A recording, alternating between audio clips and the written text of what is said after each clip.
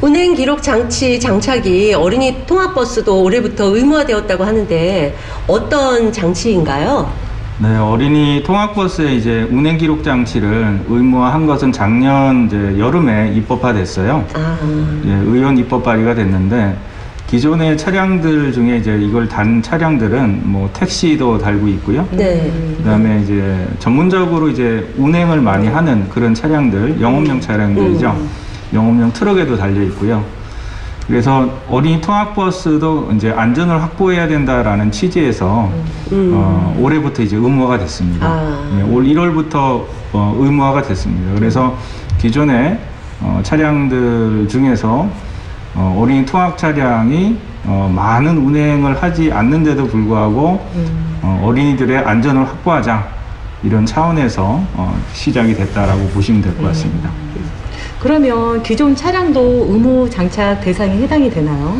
예, 지금 현재 이제 1월 1일자, 2021년 1월 1일자로 이 법이 시행이 되고 있긴 하지만 기존 차량들은 2년의 유예 기간이 있습니다. 그래서 새로 이제 어린이 통학 차량을 운영하고자 하시는 분들은 다시 해야겠죠. 하지만 이제 기존에 운행을 하고 있는 차량들은 2년의 유예 기간이 있으니까 내년 12월 말까지 장착을 하시면 되겠습니다. 12월. 네네. 그럼 운행 기록 장치가 두 가지 종류가 있다고 들었는데 우리 대표님 간단히 소개 부탁드립니다. 네. 안녕하세요. 어린이 통학 차량 전문업체 모빌리언이라고 합니다. 운행 기록 장치에는 제품이 회사에 따라 다르겠지만 두 가지의 방식으로 나눠져 있는데요. 첫 번째는 비통신형 방식입니다. 비통신형 방식은 한번 설치하면 평생 무료로 사용하시면 되시고요. 다만 관할 담당 부서에서 차량 기록 기록 자료를 요청할 경우 고객이 직접 본체에서 SD카드를 제거하여 자료를 백업 받은 후 제출하셔야 합니다. 그렇군요. 네. 또한 이제 다른 방식 하나는 이제 통신형 방식이 있습니다. 네. 통신형 방식은 초기 제품을 주문 금액이 없습니다. 제품 설치 후 그 다음 달 약속한 날로부터 매달 대략 15,000원에서 20,000원 정도, 물론 이건 이제 업체나 기능에 따라서 조금 변동이 있을 거라고 생각을 해서 말씀을 드리는 거고요. 그렇게 납부하는 방식으로 진행이 들어갈 것 같고요. 이제 통신형 제품 같은 경우에는 매일 차량 운행 기록 정보가 자동으로 정성됨으로써 차량 운행 기록 자료가 제출할 필요가 없어지는 좀 번거로움이 없는 장점이라고 할 수 있을 것 같습니다. 통신 방식이 좀 편하겠네. 자동 두 번째게요? 두 번째게. 그럼 첫 번째 거 같은 경우는 한번 설치를 하면 계속 쓸 수 있다고 하셨는데 그 첫 번째 장착할 때 비용이 어느 정도나 발생이 될까요? 요것도 물론 이제 업체나 뭐 기능에 따라 조금씩은 다르겠지만 한 20에서 25만 원 정도 사이라고 보시면 될 것 같지만 저희가 판단할 때도 원장님들이 매번 분기별로 요거를 제출하시기가 쉽지가 않으실 거라 생각하고요. 또 이제 장단점을 하나 더 말씀드리자면 이제 비통신형 같은 경우는 AS 기간을, 이것도 업체별로 다르겠지만 1년에서 2년 정도 무상 AS 기간을 둘 것 같고요. 무상 AS 기간을. 그리고 통신형 방식 같은 경우에는 이것 또한 업체별로 다르겠지만 AS 기간은 통신 사용을 할 동안까지 무상 AS가 들어갈 것 같습니다. 그럼 통신 방식은 그럼 뭐 평생 쓰는 동안은 계속 다 AS라고 보시면 되실 것 같습니다. 된다고 보면 되겠네요. 고맙습니다. 감사합니다. 네. 그 외에도 우리 원장님들께서 어린이 통학버스 운영 시 꼭 알아야 할 사항이 있는지 우리 회장님 좀 설명 좀 부탁드리겠습니다. 그러니까 저희가 어린이 통학 차량을 운행하시면서 꼭 이제 하셔야 될 내용들이 있는데요. 작년 2020년 11월 27일부터 이제 도로교통법이 일부 개정됐습니다. 그 개정 내용에 의하면 안전 운행 기록 서식이 있습니다. 안전 운행 기록 서식이라는 것은 이제 뭐 종이로 된 거죠. 서식에다가 어린이 통학 차량을 운행할 때 동승자가 탑승했는지 여부를 체크하게 돼 있고요. 매일매일. 그리고 안전벨트를 착용했는지 여부를 또 매일매일 체크하게 되어 있습니다. 그래서 그걸 체크한 것을 주무기관장에게, 저희는 좀 학원 같은 경우는 교육부죠. 예, 네. 그러니까 저희 교육청에다가 지방교육 각 지역교육청에서 네, 각 지역교육청에 저희가 아마 분기별로 제출해야 될 의무가 있습니다. 그 외에도 이제 동승자 부문에 대해서 지금 좀 강화된 내용입니다.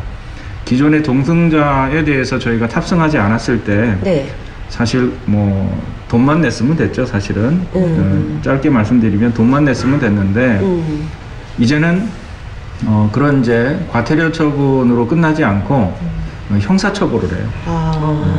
그러니까 이제 반드시 동승자를 태우라는 거죠. 의무사항으로. 그렇죠. 의무사항이죠. 그러니까 작년 11월 27일부터 동승자를 반드시 태워야 되고요. 동승자를 태우지 않았을 때는 30만 원 이하의 벌금형, 형사처벌이니까요. 벌금형이든가 아니면 구류 처분도 한다고 합니다. 그 구류 처분이라는 거는 우리가 유치장에 갇힌다는 거죠. 좀 이제 강화가 됐습니다. 그래서 반드시 원장님들께서는 동승자를 태워야 되는 그런 상황이고요. 기사님들이 꼭 지켜야 될 내용은, 기사님도 이제 처벌 조항이 강화됐는데 어린이 하차 확인을 하지 않음으로 인해서 갇힘 사고가 계속 발생했었죠.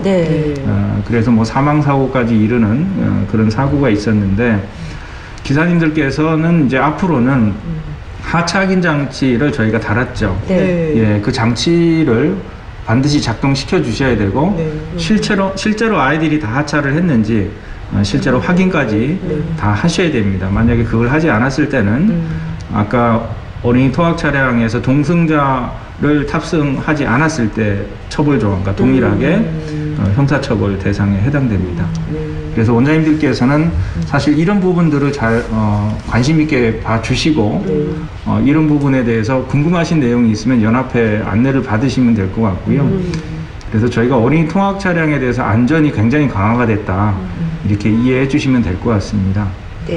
그리고 이제 뭐 앞으로 이제 생길 일이긴 한데, 2023년 4월 3일부터는 그 어린이 통학 차량을 좀 더 규제하는 법안이 있어요. 요거는 뭐냐면, 기존의 대부분 어린이 통학 차량이 경유 차량이죠.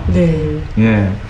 근데 이제 2023년 4월 3일부터는 어린이 통학 차량으로 운영하고자 이제 등록할 때는 경유 차량을 이제 금지하고 있어요. 대기 환경 보전을 위해서 생긴 특별법이 있습니다. 이 특별법에 의해서 어린이 통학 차량은 경유 차량이 아닌 차량으로 이제 등록을 해야 되는 거죠. 그래도 기존의 차량은 아마 계속 운행이 될 수 있겠지만, 기존의 차량은 새로 이제 등록하고자 하는 차량들은 경유 차량은 이제 금지하고 있습니다. 그 생산도 이제 멈추게 되겠네요. 차량 생산도. 그렇죠. 이제 경유 차량으로 이제 어린이 통학 차량으로 전용 차량이 나왔었죠. 그런 경우 이제 경유 차량은 이제 생산을 안 하겠죠. 중단될 수도 있겠네요. 전기차나 뭐 이제 수소차, 전기차, 요새 뭐 친환경차로 아마 어린이 차량도 그렇지 않을까 생각되고요. 환경을 생각해서 그렇죠. 그래서 어린이 통학 차량을 이제 신차를 구입하실 원장님들께서는 이제 이런 것도 감안하셔가지고 경유차가 아닌 뭐 LPG 차도 요새 잘 나오니까 뭐 그렇게 해서 경유차가 아닌 차량으로 구매하시는 것도 한 방법이지 않을까 생각됩니다. 뭐 이 정도 원장님들께서 좀 신경 써서 하셔야 될 부분이 있을 것 같습니다. 첫째도, 둘째도, 셋째도 안전이네요. 그렇죠. 맞습니다. 원장님들께서 개편된 여러 가지 법령들이 많아요. 저희가 어린이 통학 차량을 규제하는 법안이 한 10가지 정도 됩니다. 이 10가지 정도가 되는데, 저희가 원장님들한테 시급하게 이제 다가오는 내용들 위주로 저희가 전달해 드리도록 하고요. 또 바뀌는 내용이 있으면 저희가 유튜브 채널을 통해서 여러분들께 안내하도록 하겠습니다. 고맙습니다. 여러분 감사합니다. 고생 많으셨습니다. 고맙습니다. 수고하셨습니다. 박수 치고 끝내요. 1. 일단 멈춤. 2. 이쪽 저쪽. 3. 3초 동안. 4. 사고 예방 안전수칙 어린이 보호구역에서 꼭 지켜주세요.